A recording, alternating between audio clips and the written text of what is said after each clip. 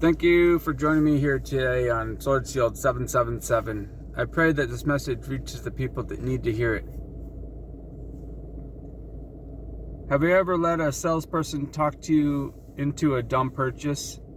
Have you ever given away a valuable possession and later regretted it? Yep. Looking back on these experiences, you probably realize that you have made these choices under pressure. At the time, resistance seemed impossible. In such a moment of weakness, an otherwise honest business owner might cheat on his or her taxes. A faithful wife might cheat on her husband, or a safe driver might drive recklessly. Sudden crisis tests our convictions. Just ask Esau.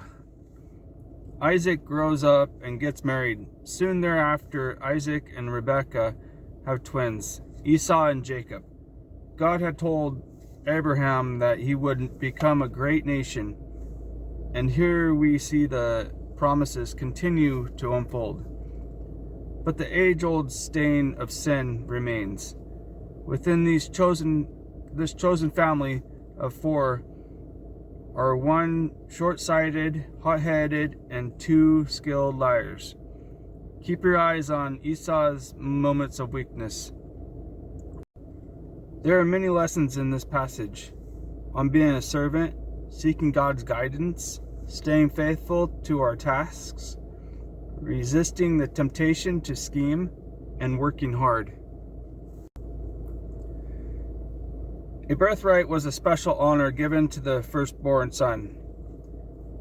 It includes a double portion of the family's inheritance, along with the honor of one day becoming the family's leader. Birthrights were priceless. In Isaac's family, the birthright belonged to Esau, the older of the two twin boys. But because of Esau's short-sightedness, he did not hold on to it.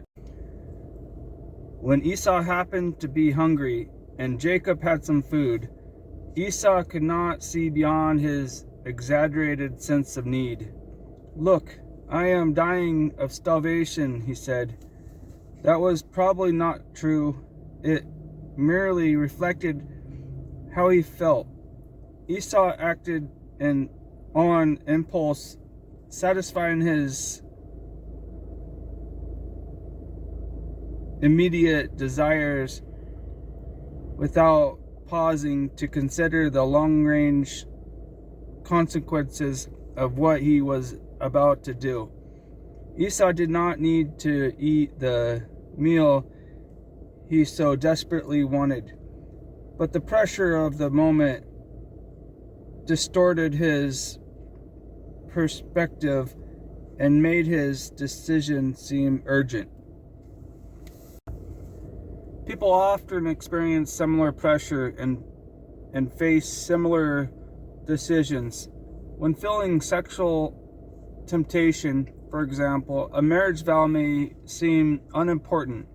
A person might feel such great pressure in one area that nothing else seems to matter, and the person loses his or her perspective. What pressures do you face? You can avoid making Esau's mistake by comparing an action's short-term satisfaction with its long-range consequences before you act. Getting through that short, pressure-filled moment is often the most difficult and the most important part of overcoming a temptation. I'm going to be reading Genesis chapter 24, verse 1. Abraham was now a very old man, and the Lord had blessed him in every way. I'm going to be reading Genesis chapter 25, verses 27 through 34. As the boys grew up, Esau became a skillful hunter. He was an outdoorsman, but Jacob had quiet temperament, preferring to stay at home.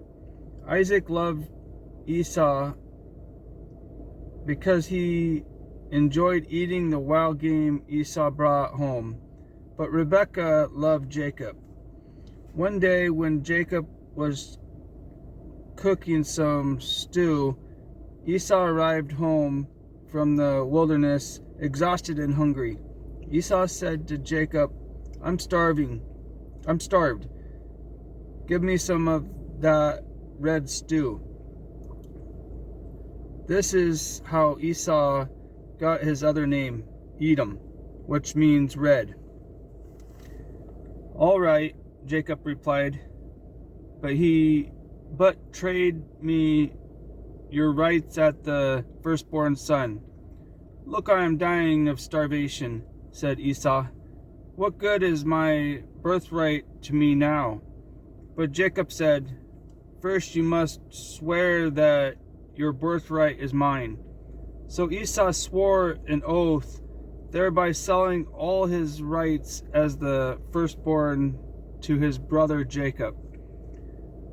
Then Jacob gave Esau some bread and lentil stew. Esau ate the meal, then got up and left. He showed contempt for his rights as the firstborn. Going to be reading Genesis chapter 28, verse 9. So Esau visited his uncle Ishmael's family and married one of Ishmael's daughters, in addition to the wives he already had. His new wife's name was Mahalath. She was the sister of Nebaioth and the daughter of Ishmael, Abraham's son.